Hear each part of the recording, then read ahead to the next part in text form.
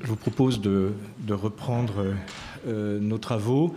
J'ai la charge difficile de me substituer pour présider cette séance au professeur Antoine Compagnon, qui n'a pu venir aujourd'hui, comme nous l'a appris Jessica Desclos. Et donc je vais m'efforcer de remplir la fonction de directeur de séance pour ce début d'après-midi. Alors, nous allons écouter maintenant Claire Barbillon, qui est directrice de l'École du Louvre. Elle a été professeure d'histoire de l'art contemporain à l'Université de Poitiers entre 2014 et 2017. Auparavant, elle avait exercé comme maître de conférence dans les universités de Paris, Nanterre et Bordeaux-Michel de Montaigne, ainsi que comme directrice des études, déjà, à l'École du Louvre. Spécialiste d'histoire de la sculpture du XIXe siècle et d'histoire de l'histoire de l'art, elle a co-dirigé avec Philippe Sénéchal le dictionnaire des historiens de l'art actifs de la Révolution française à 1920. En ligne sur le site de l'INHA, vous pouvez y trouver nombre de personnes dont il a été question dès ce matin et dont il sera question cet après-midi. Claire Barbillon a consacré par ailleurs une dizaine d'articles et de communications aux différentes facettes de l'historien de l'art Charles Blanc, un des professeurs au Collège de France dont nous avons commencé à parler ce matin. Les dernières publications de Claire Barbillon sont d'une part un essai consacré à une forme de la sculpture parfois négligée, le relief au croisement des arts du XIXe siècle, à Paris chez Hazan en 2014, le catalogue de l'exposition Bourdelle et l'Antique, une passion moderne organisée au musée Bourdelle, dont elle a été commissaire avec Amélie Simier et Jérôme Godot. Le catalogue des sculptures du musée des Beaux-Arts de Lyon, où l'on retrouve Philippe Duret et plus lointainement Henri Faucillon, un catalogue co-dirigé avec Catherine Chevillot et Stéphane Pacou. Enfin, un ouvrage personnel, Comment regarder la sculpture, aux éditions Hazan, également en 2017. Elle a collaboré à la constitution d'une base de données portant sur la statuaire publique des 19e et 20e siècles à nos grands hommes, en ligne depuis 2018 sur le site du musée d'Orsay. Elle va nous parler maintenant de trois grandes figures de professeurs au Collège de France. Il y a tout d'abord Charles Blanc, mais aussi Guillaume et La Fenestre. Je te laisse la parole. Mes premiers remerciements vont à Jessica Desclos, qui m'a invitée et dont la générosité s'est manifestée à de multiples manières.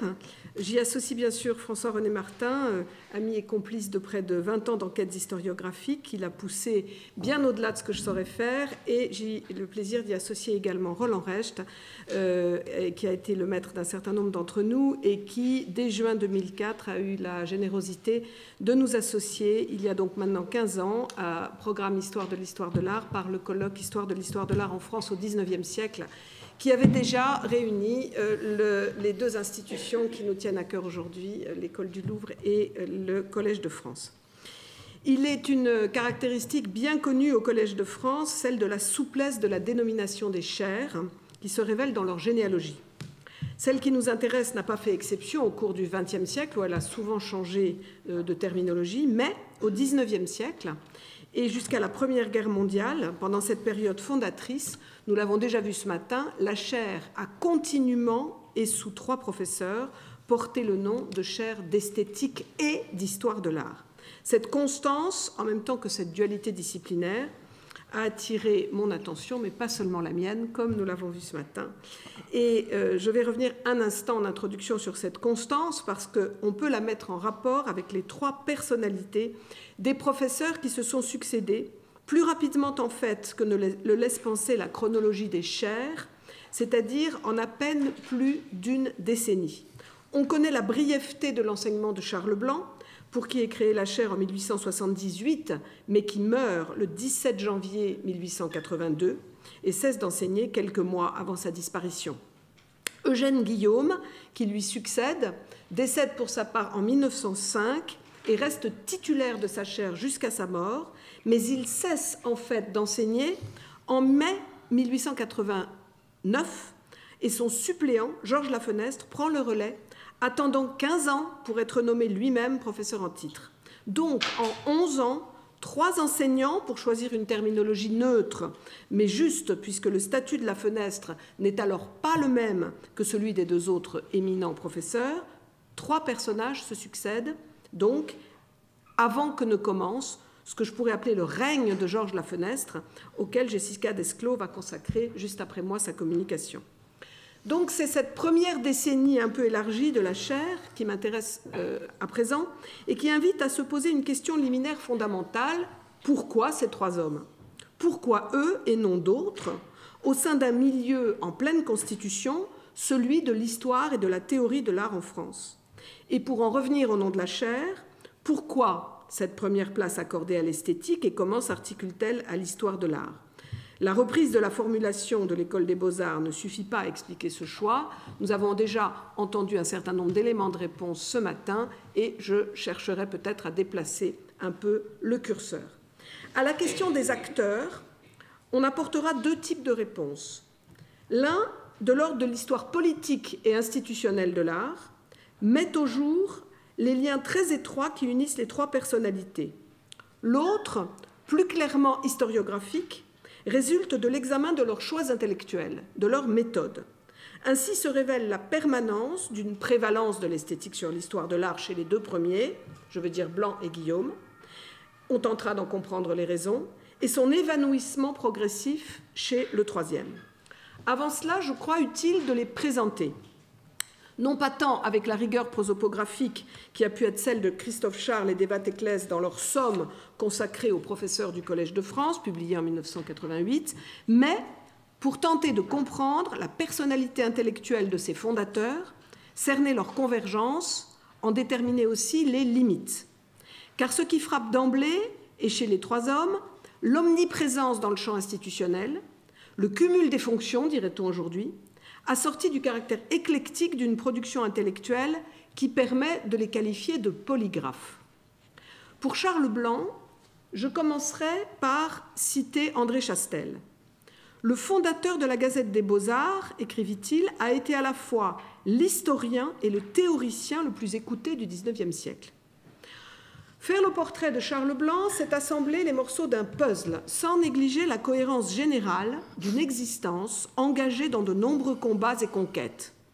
Charles, né à Castres le 15 novembre 1813, est tout d'abord le frère de Louis, qui fut de 2 ans son aîné et auquel il demeura toute sa vie très étroitement lié. Ensemble, ils arrivèrent à Paris après la Révolution de 1830 et commencèrent une carrière dans le journalisme. Mais alors que Louis se tournait vers la politique, Charles étudiait la gravure, notamment dans l'atelier de Kalamata. Ensemble, ils fréquentaient les milieux républicains. Charles écrivait souvent des articles de critique d'art dans les mêmes revues que son frère, en particulier lorsque ce dernier fonda le journal Le Journal du Progrès en 1839. Lorsque Louis s'imposa en février 1848 au gouvernement provisoire, fit décréter l'abolition de la peine de mort, proclama le droit au travail et affirma sa confiance en un État socialiste qui seul pourrait procurer à chacun selon ses besoins, Charles fut nommé directeur de l'administration des Beaux-Arts. Très actif pour soutenir les commandes et les allocations qui permettraient à bien des artistes de survivre, il, je cite, arriva à point dans toute la verdeur de l'âge et de l'esprit et poussé par ce qu'il y avait de généreux dans le vent révolutionnaire d'alors pour servir la jeune école et réparer les torts que lui avaient été causés par les proscriptions de l'ancien jury des salons. Cette citation vient de Philippe de Chenevière qui ne débordait pourtant pas de sympathie à son égard. Après 1850, Charles Blanc se consacra pleinement à l'histoire de l'art, cherchant à donner une dimension encyclopédique à l'histoire des peintres français du XIXe siècle qu'il avait publié sans l'achever en 1845. Ce fut l'immense projet auquel il associa quelques collaborateurs de l'histoire des peintres de toutes les écoles depuis la Renaissance jusqu'à nos jours, suite de monographies publiées entre 1849 et 1876 par livraison successive grâce à un système de souscription permanente. D'ailleurs, la caricature de droite vous montre Charles appuyé sur ces volumes. Il s'agissait pour Charles Blanc d'histoire de l'art et non pas de critique, Tout en restant fidèle à la tradition vasarienne des vies, il organisait les éléments bibliographiques selon une structure méthodique et systématique qui visait à en assurer l'efficacité pédagogique. Charles Blanc rédigea nombre d'autres ouvrages d'histoire de l'art pendant cette période et fonda en 1859 la Gazette des Beaux-Arts, dont il fut le rédacteur en chef pendant une très longue période. Son nom y reste d'autant plus attaché qu'il y publia abondamment jusqu'en 1880, en particulier de futurs ouvrages proposés aux lecteurs d'abord sous forme de livraisons successives. Ainsi sa monographie Ingres, sa vie et ses ouvrages, mais aussi les 2 livres de théorie et d'esthétique qui lui valurent un renom qui perdure encore aujourd'hui, la fameuse Grammaire des arts du dessin, publiée finalement en volumes séparés en 1867, et son pendant, la Grammaire des arts décoratifs, que la mort empêcha son auteur d'achever. Comme l'a rappelé mon collègue et ami François-René Martin, j'ai beaucoup fréquenté Charles Blanc et je suis arrivée à la claire conviction qu'il y a eu dans la vie de cet homme un événement pivot, une véritable secousse sismique avec comme en géologie une réplique. Il s'agit de 2 voyages. Le premier en Grèce fut effectué par Charles Blanc en 1860. Pour l'entreprendre, cet érudit, qui n'avait pas de fortune, vendit sa bibliothèque, son bien le plus cher. Le second fut le voyage en Égypte de 1869, à l'invitation du khedive Ismaïl Pacha, qui fêtait, en présence de l'impératrice Eugénie, l'ouverture du canal de Suez. Intellectuellement, ces 2 voyages ont entraîné un virage puissant, un désir d'ordonner les principes du beau, de construire une théorie esthétique formelle et idéaliste sur laquelle je me suis attardée ailleurs. J'avais connu Rome, j'ai reconnu Athènes. Cet apologue de Charles Blanc fonda le projet de fournir à l'art sa grammaire. Académicien dans la section des Beaux-Arts, il fut une 2e fois appelé à la direction des Beaux-Arts après la chute de l'Empire. Il tenta alors avec Adolphe Thiers, qui était à l'origine de ce projet, d'organiser un musée des copies destiné à rendre compte par ce moyen des plus hauts chefs-d'œuvre de l'art universel. Sa réalisation fut interrompue, puis abandonnée dès qu'il eut quitté la direction à la fin de 1873. Il en ressentit beaucoup d'amertume. Les 2 grands moments de sa consécration, dans la toute dernière partie de sa vie, furent son élection à l'Académie française, le 8 juin 1876, et sa nomination à la chaire qui nous intéresse au Collège de France en 1878. Le décret date, je crois, du 26 mars. Son successeur fut Eugène Guillaume, né à Montbard en 1822 et mort à Rome en 1905, qui connut une carrière exceptionnelle en ce qu'il sut conjuguer une abondante production sculptée, des écrits d'histoire et de théorie de l'art nombreux, bien qu'aujourd'hui méconnus, un rôle institutionnel considérable et une activité d'enseignement qui ne le fut pas moins. Magistrat, le père du sculpteur aurait souhaité que son fils embrassât une carrière juridique, mais le jeune homme fréquenta l'école de dessin de Dijon, partit pour Paris à l'âge de 19 ans, fut l'élève de James Pradier à l'école des Beaux-Arts, emporta le prix de Rome en 1845. De la Villa Médicis, il expédia plusieurs travaux qui illustrent sa fidélité profonde à l'antique et aux principes académiques. Ainsi, le double buste du cénotaphe des Gracques, dont un marbre a figuré à l'exposition universelle de 1889 à Paris, c'est dire qu'il avait traversé une partie du siècle, inaugurait chez le jeune sculpteur le néoclassicisme sévère qui demeure une de ses principales caractéristiques. L'année suivante, le faucheur rivalise dans la parfaite maîtrise des proportions du nu avec le gladiateur Borghese, auquel il se réfère implicitement. Enfin, son dernier envoi, en 1851, Anacréon, présente une figure assise en marbre avec une grande élégance. Une fois revenu en France, Guillaume connaît, sous le Second Empire et la Troisième République, une carrière brillante et représentative des sculpteurs régulièrement sollicités par la commande publique. Je passe sur les nombreux travaux de commande publique de Guillaume. On le retrouve dans toutes les collections françaises. Je signale simplement la nymphe Castalie, qui illustre dans les collections lyonnaises une tendance majeure du sculpteur et une de ces dernières à représenter la mythologie et les figures antiques. La carrière du sculpteur fut parallèlement celle du professeur, puis directeur de l'école des Beaux-Arts pendant 15 ans, entre 1863 et 1878, successivement donc professeur et directeur. Inspecteur général de l'enseignement du dessin en 1872, brièvement directeur des Beaux-Arts entre 78 et 79, titulaire de la chaire d'esthétique et d'histoire de l'art au Collège de France, où il succéda en 1882 à Charles Blanc. Il fut aussi professeur de dessin à l'École polytechnique à partir de 1887 et il avait été élu en 62 à l'Académie des Beaux-Arts, puis en 98 à l'Académie française, où il occupa le siège laissé vacant par le duc d'Aumale.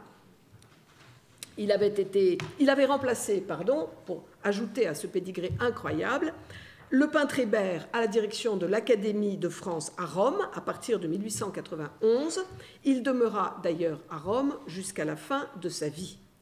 Il laissa une production écrite de 3 ordres. Critique d'art, il rédigea des salons, notamment de 79 à 82, un commentaire des arts et en particulier de la sculpture à l'exposition universelle de 1900, toujours dans la Gazette des Beaux-Arts. En tant qu'historien de l'art, il publia notamment en 1876 une monographie consacrée à Michel-Ange sculpteur, avec 1 an de retard sur le 4e anniversaire du 4e centenaire de la naissance du sculpteur, des études d'art antique et moderne en 88, un recueil d'études sur l'histoire de l'art en 1900. Le domaine dans lequel il laisse cependant l'œuvre la plus abondante est la théorie de l'art. Ses principales contributions dans ce domaine sont, en 1886, un article intitulé « De l'esthétique dans l'enseignement de l'art » et en 1996, des essais sur la théorie du dessin et de quelques parties des arts qui développent et justifient les grands principes du néoclassicisme qu'on peut qualifier de tardif. Il valorise la référence à l'antique, la prévalence du dessin et les théories de proportion. Arrivons maintenant au 3e de nos héros du jour, Georges Lafenestre. Les nombreuses notices biographiques ou nécrologiques qui lui furent consacrées témoignent une certaine difficulté à résumer la vie professionnelle du personnage. Ainsi, la notice du Nouveau Larousse en 8 volumes le nomme-t-il « littérateur français », alors qu'une autre, demeurée manuscrite dans les archives du Collège de France, met en relief les fonctions de conservateur au musée du Louvre avant celles de professeur. Tout cela diffère encore des qualificatifs d'historien, critique et administrateur d'art, mis en exergue par une enquête historiographique récente, La promenade du critique influent, anthologie de la critique d'art en France, entre 1859 et 1900, sous la direction de notre collègue Jean-Paul Bouillon. La notice nécrologique que lui consacre, conformément à la tradition, le secrétaire perpétuel de l'Académie des Beaux-Arts, qui est alors l'organiste et compositeur Charles-Marie Widor, campe dès la première phrase Lafenestre en poète. On y découvre l'enfance un peu solitaire d'un jeune orphelin, soutenu par la générosité de l'ancien associé de son père. Il entreprend des études de droit, mais ses premiers articles touchent à la critique d'art, ce qui ne semble étonner personne. À 22 ans, il entreprend son premier voyage en Italie. C'est le début d'une longue série. Il croise à Florence des artistes et des poètes, parmi lesquels Delaunay et Chenavard, qui portent une ambition de renouvellement de la peinture d'histoire. Il croise José Maria de Heredia, poète parnassien, tenant de l'art pour l'art. Sa parenté avec ce courant littéraire est encore renforcée par la fréquentation à Paris de Lecomte de Lille, de Sully Prudhomme et même de Verlaine. Le premier volume de vers de Georges Lafenestre paraît en 1864, alors qu'il a 27 ans. Le dernier, 1 an avant sa mort, en 1918. Il ajoute à sa carrière littéraire un roman et un drame en vers destiné au théâtre, Jeanne d'Arc. De cette production limitée, et qui demeure bien qu'honorable de second plan, il évolue sans difficulté vers l'histoire de la littérature et publie 2 études, l'une consacrée à La Fontaine, l'autre à Molière. Il n'est pas rare, depuis le XVIIIe siècle, d'observer un glissement qui conduit de la production littéraire à la critique littéraire, puis à la critique d'art, et enfin de là à l'histoire de l'art. C'est ce qu'observe Widor. Lettré comme il était naturel que, déjà poète et romancier, Lafenestre devint également critique littéraire. Après avoir commenté son talent dans ce domaine, le biographe enchaîne avec les critiques de salon, puis sans transition avec les contributions de Lafenestre au projet de Charles Blanc, l'histoire des peintres. Sa participation concerne des artistes des écoles milanaises, lombardes, ferraraises, génoises et napolitaines. C'est à partir de 1881 que se multiplient les contributions de Georges Lafenestre à l'histoire de l'art, et plus exactement à la peinture. Le bilan historiographique que l'on pourrait faire de son œuvre mêle du reste critique et histoire de l'art. Je vous passe les titres de ces productions qui deviennent quasiment annuelles à ce moment-là et qui concernent presque toute la peinture italienne et la peinture française. Ce portrait serait gravement incomplet si on n'y ajoutait pas l'évocation des responsabilités successives et des fonctions officielles qui furent celles de Georges Lafenestre. Attaché au cabinet du ministre de l'Instruction publique et des Beaux-Arts en 1870, sous-chef du bureau des Beaux-Arts en 1871, chef du bureau des Arts en 1876, inspecteur des Beaux-Arts en 1880, conservateur adjoint des peintures et des dessins ainsi que de la calcographie au musée du Louvre en 1886, professeur cette même année à l'école du Louvre, conservateur du département des peintures et des dessins en 1888, professeur suppléant au Collège de France dès 1889, avant d'être titulaire de la chaire à partir de 1905. Membre enfin de l'Académie des Beaux-Arts à partir de 1892, conservateur enfin du musée Condé de Chantilly en 1909. Il ne manque que l'Académie française, vous l'avez noté. Je vais maintenant essayer de passer à la partie qui, j'espère, est la plus intéressante de mon petit propos, qui est, d'une part, d'essayer de comprendre les proximités, les croisements, en gros le réseau qui se noue entre ces trois hommes, avant d'assister ensuite sur le contenu de leur enseignement. Ces trois hommes, dont le plus fort des liens nous apparaît aujourd'hui comme être celui de s'être succédé à la chaire d'esthétique et d'histoire de l'art du Collège de France, entretinrent des proximités de divers ordres. On voudrait revenir un instant sur un étonnant parallélisme de carrière et, d'autre part, sur leurs collaborations effectives. Nés respectivement en 1813, 1822 et 1837, ils sont, malgré ces différences d'âge, pleinement des hommes du XIXe siècle. Leur formation est dans les trois cas assez éloignée des cursus académiques érudits, tels que l'école normale ou celle des Chartes. Le jeune Blanc étudie la gravure, le jeune Guillaume la sculpture et devient sculpteur, le jeune Lafenestre entre en littérature par la poésie. Ils pratiquent tous les trois la critique d'art, Blanc fonde la Gazette des Beaux-Arts, Guillaume et Lafenestre y publient. Ils publient également tous les trois des monographies. Dans l'histoire des peintres de toutes les écoles pour Lafenestre, ce qui fait un lien direct entre lui et Blanc malgré l'écart d'une génération. Quant à Blanc et Guillaume, ils ont pour leur part collaboré au fameux numéro de la Gazette sur Michel-Ange de 1976, auquel je faisais allusion tout à l'heure. La Chronique des arts et de la curiosité de 1977 en annonce d'ailleurs une publication sur papier de luxe, autant dire que l'œuvre avait connu un vrai succès. Et je note, en plus de tout cela, que le catalogue du musée de Montbard en 1911 mentionne un buste de Blanc par Guillaume. Mais le plus saisissant parallèle entre les trois carrières vient de l'accumulation de fonctions officielles et de l'engagement institutionnel des trois personnages. Tous trois hommes d'État, ils ont exercé des fonctions essentielles pour la vie artistique du pays. Tous trois ont accédé à la reconnaissance plus que symbolique au XIXe siècle que constituait l'accès à l'Académie des Beaux-Arts, même si seuls Blanc et Guillaume ont franchi l'échelon suprême de l'Académie française. Le temps dont je dispose m'incline à me concentrer sur la décennie des années 70 qui s'achève avec la création de la chaire. Elle est particulièrement riche en liens entre les trois hommes. Charles Blanc et Guillaume sont chacun un temps directeurs des Beaux-Arts, séparés par Chenevière, et sont souvent liés dans leurs fonctions. Par exemple, quand Blanc est directeur des Beaux-Arts en 1870 et que Guillaume est pour sa part à la tête de l'école des Beaux-Arts. Lafenestre n'est jamais loin des précédents. On le retrouve pendant cette décennie, comme on vient de le noter, attaché au cabinet du ministre de l'Instruction publique et des Beaux-Arts en 70, sous-chef de bureau en 71, chef du bureau des Beaux-Arts en 76. Cette imbrication des trois destins s'incarne dans le cœur même de la vie de la chaire du Collège de France.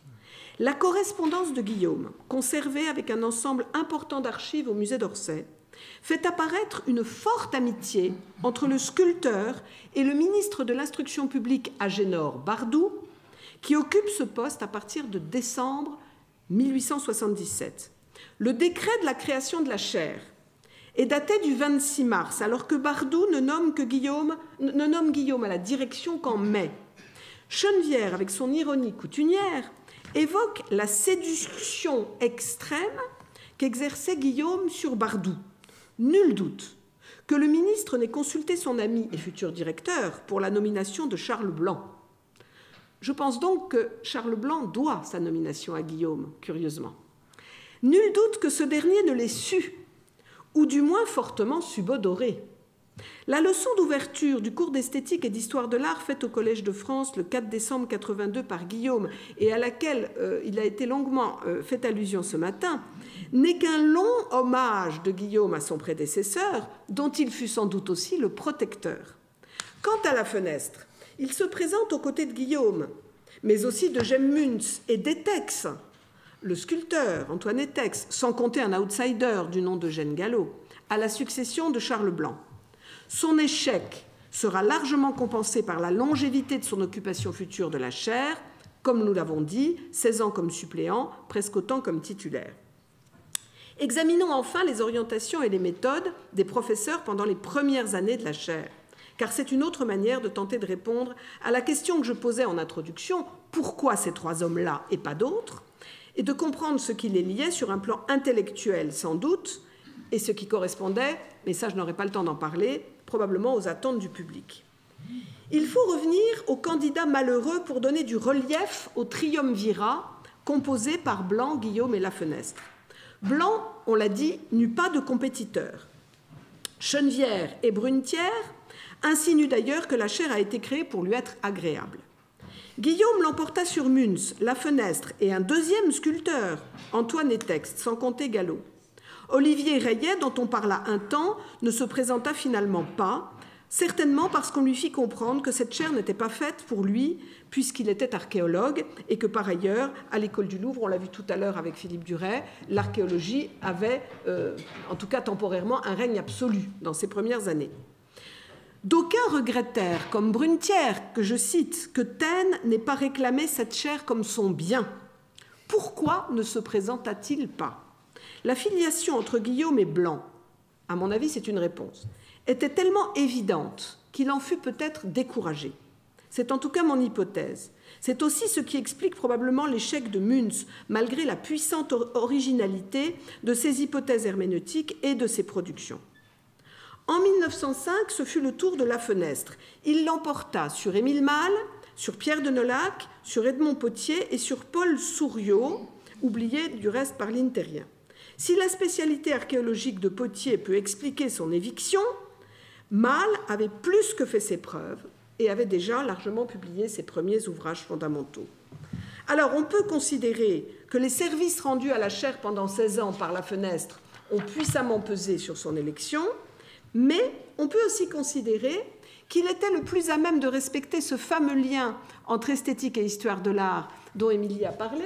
J'attire votre attention sur ce brouillon trouvé dans les archives grâce à l'amabilité de Jessica, dans lequel on voit ce qui est d'ailleurs souligné par l'auteur et pas par moi, l'importance de cette chaire à titre double, esthétique et histoire de l'art. Dans ce texte, que je n'ai pas le temps de commenter, il apparaît que La Fenestre est le plus à même de conserver cette tradition.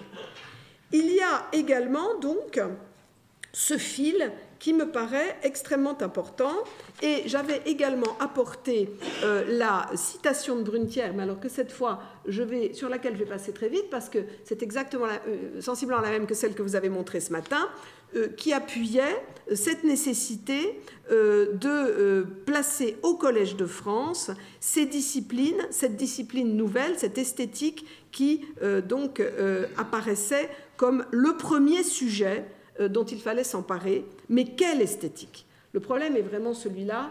Quelle esthétique ? Il ne s'agit évidemment pas d'une esthétique allemande. Il s'agit de cette discipline mouvante, pas encore vraiment définie, mais il me semble que la réponse à cette esthétique à la française, c'est la meilleure réponse qu'on y trouve, si vous voulez, est justement celle de la définition que Guillaume en donne dans sa leçon d'ouverture, qui est cet hommage à Charles Blanc dont je parlais tout à l'heure. Cette leçon, donc, d'ouverture du cours d'esthétique du 4 décembre 1882. Guillaume s'étonne qu'une chaire d'esthétique n'ait pas été créée plus tôt dans le siècle pour Victor Cousin. Mais je ne crois pas qu'on a dit ce matin la raison qu'il donne pour finalement accepter le fait qu'elle n'ait pas été créée à cette époque. Il pense que c'est le romantisme qui rendait incompatible la création d'une chaire d'esthétique. Il est intéressant de voir cette opposition entre les deux, parce qu'elle est riche d'enseignements, puisque l'esthétique en fait prônée par les deux hommes, Blanc et Guillaume, est essentiellement néoclassique. Le petit exposé qui suit dans cette leçon de Guillaume, ce petit exposé sur l'esthétique, rappelle furieusement, presque littéralement, celui de Charles Blanc dans la préface de la Grammaire des arts du dessin, dont il faut rappeler qu'elle commence à être publiée par livraison dans la Gazette des Beaux-Arts en 1861. C'est donc un livre singulièrement vieux de plus de 20 ans, mais auquel il est fait encore allusion de manière extrêmement clair. C'est vraiment le livre qui, à mon avis, a servi de fondement à cette esthétique des deux hommes. Et je voudrais montrer ici que dans le récit que fait Guillaume de ses premiers cours, du détail de ses premiers cours de Charles Blanc, dont on ignore, dont les archives ne mentionnent pas les leçons une par une, eh bien, on trouve, et c'est pour ça que cette première leçon de Guillaume est si précieuse, on trouve la liste des sujets enseignés par Charles Blanc pendant la première année pleine de cours, l'année 1878-79, et je me suis amusée à mettre ces cours en parallèle du plan de la première partie de la grammaire des arts du dessin, celle qui est appelée principe, et vous voyez à l'évidence que Charles Blanc s'inspire de lui-même. Alors on ne peut pas le lui reprocher. C'est une sorte d'autoplagiat à 20 ans de distance. Il faut mettre ça aussi en rapport avec le fait que Charles Blanc était un homme âgé quand il arrive à la chaire et qu'il était aussi couvert d'autres responsabilités. Quoi qu'il en soit, à l'évidence, il ne fait que décalquer les principes qu'il avait détaillés dans la grammaire des arts du dessin, et c'est ces principes de cette esthétique grammairienne, que j'appellerais, moi, que je qualifierais d'esthétique grammairienne, puisqu'il veut donner une grammaire aux arts, une grammaire à la compréhension des arts nécessaires aux Français, dont il déplore évidemment le manque d'outils pour apprécier l'art de leur temps. C'est donc cette grammaire qu'il donne ici à comprendre à ses auditeurs. Guillaume, pour sa part, après cette leçon d'ouverture, consacra ses premières leçons à des notions qui relèvent également pleinement de l'esthétique qu'il considérait comme une sorte de terreau fondamental. Et là, je rends hommage au travail d'une de mes étudiantes, Marie Passera, qui a soutenu l'année dernière un mémoire de master à l'École du Louvre consacré au traitement d'un certain nombre de papiers conservés dans le fonds Eugène Guillaume du musée d'Orsay, et qui a fait un relevé extrêmement précis, que vous distinguez à peine, des thèmes des premières leçons de Guillaume. Et dans ces premières leçons de Guillaume, ce que l'on voit, c'est une structuration qui, elle aussi, est purement formaliste, n'est absolument pas historique, et surtout qui, à partir de 84, est structurée exactement comme la grammaire des arts du dessin, en traitant des trois arts majeurs dans l'ordre architecture, sculpture, puis peinture, en les abordant par genre, par typologie de technique, par classement formel, de manière la plus éloignée possible d'une périodisation historique. Ce qui reste de cela dans les leçons de La Fenestre, qui commencent en 1889, et outre de très oratoires protestations de fidélité à Charles Blanc et à Guillaume, c'est assez peu de choses finalement. C'est, après 5 années consacrées au XVe siècle italien et 2 au XVe siècle français, une série de cours intitulés « Histoire de la beauté », professés à partir de 1895. Mais la méthode annoncée par l'historien de l'art et conservateur est beaucoup plus attachée que celle de ses prédécesseurs à l'examen des œuvres et à ce qu'il considère comme une histoire de l'art expérimentale, selon les termes de sa propre leçon d'ouverture au Collège de France pour la suppléance de Guillaume. Je laisse à Jessica Desclos son analyse. En conclusion, le phénomène d'appropriation de la grammaire des arts du dessin, son exploitation quasi littérale par son auteur dans les cours qu'il dispense, faut-il le rappeler au soir de sa vie, est moins étonnante que celle dont témoigne Guillaume. Elle montre toutefois dans les deux cas, en même temps que l'immense influence de cette grammaire, une sorte d'anachronisme ou plutôt d'immobilisme. Les théories conçues en 1860 s'étaient largement répandues par la diffusion de l'ouvrage d'esthétique pratique le plus important qu'eût produit notre pays, selon les termes de Guillaume, mais d'autres expressions de la philosophie de l'art En tout premier lieu, celle de Taine, s'était diffusée en France, sans compter la vigueur au-delà des frontières, en particulier outre-Rhin, comme l'a montré ce matin François-René Martin, des dialogues entre les historiens de l'art qui travaillaient de manière concomitante en ce dernier quart, en ces deux dernières décennies du XIXe siècle. La cohérence de l'esthétique idéaliste et classique des premières années de la chaire du Collège de France exprimait au fond, à mon avis, une sorte de résistance, l'expression d'un idéal grammairien affirmant la primauté de la forme. Je vous remercie.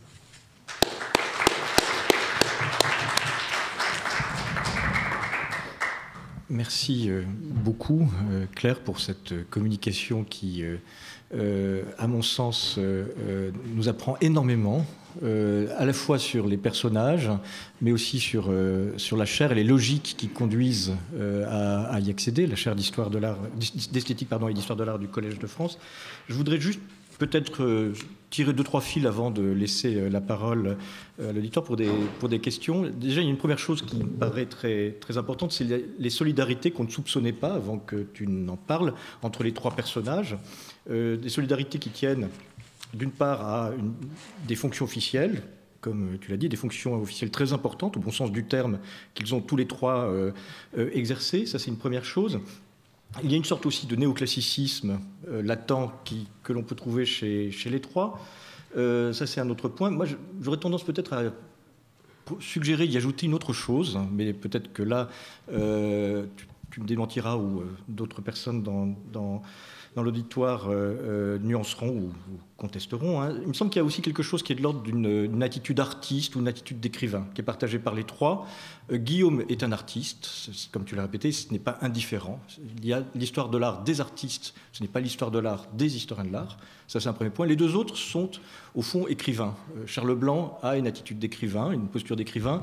C'est également manifeste pour La Fenêtre. Et avant 1900, il me semble que c'est quelque chose qui est très important. C'est un ingrédient fondamental pour être un grand savant. Un savant, pour être un grand savant, doit être également doublé d'un écrivain. La personne qui a le mieux montré ça pour la situation française, c'est sans doute Wolf Le Pénis dans son grand livre sur les trois cultures. Les choses changent après 1900. Avant 1900, il me semble que c'est une condition pour accéder à des charges aussi importantes. Un dernier point, je mesure aussi combien, et c'est une chose que je n'avais pas vue quand j'avais travaillé sur l'exposition de 1904, quand on croise les cours de La Fenêtre et ceux, par exemple, d'un Fourcault à l'école des Beaux-Arts, l'un et l'autre, autour de 1900, La Fenêtre un petit peu avant, mais Fourcault en 1902-1903, font cours pendant un an sur les primitifs français. Là où on pensait que la bataille s'était jouée sur une séquence très courte entre Bruges et Paris, il me semble qu'il y a en réalité une histoire un petit peu plus longue que je n'avais pas vue et qu'il faudrait sans doute reprendre. Nos travaux aujourd'hui, en tout cas, nous permettent de mieux le comprendre. Je propose de laisser la parole à l'auditoire pour des questions ou des remarques que vous souhaiteriez faire. Oui.